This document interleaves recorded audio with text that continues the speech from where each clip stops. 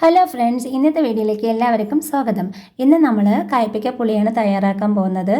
അതിന് 3 table spoon വെളിച്ചെണ്ണ ഒഴിച്ച് അതിലേക്ക് സവാള ഒരെണ്ണ നീളത്തിൽ അരിഞ്ഞതും കയ്പ്പയ്ക്ക അരിഞ്ഞതും കുറച്ച് ഉപ്പും ചേർത്ത് നല്ലപോലെ വഴറ്റിയെടുക്കാം. ഇതുപോലെ വഴറ്റിയെടുത്ത ശേഷം നമുക്ക് വേറൊരു പാത്രത്തിലേക്ക് മാറ്റി കൊടുക്കാം.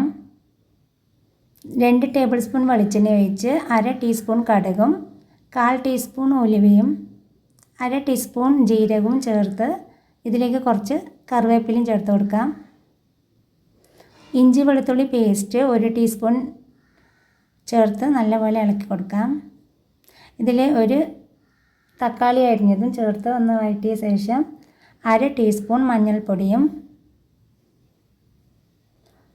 2 ടേബിൾ സ്പൂൺ മല്ലിപ്പൊടിയും 1/2 ടേബിൾ സ്പൂൺ മുളക് പൊടിയും ചേർത്തൊന്ന് വഴറ്റി കൊടുക്കാം. നേരത്തെ വഴറ്റി വെച്ച കയ്പ്പയ്ക്ക ഇതിലേക്ക് ചേർത്ത് കൊടുക്കാം.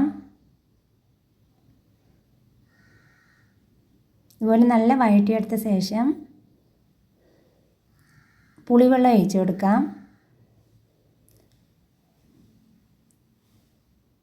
ഇതിലേക്ക് ആവശ്യമുള്ള വെള്ളവും ചേർത്ത് ആവശ്യത്തിനുള്ള ഉപ്പും ചേർത്ത് കൊടുക്കാം.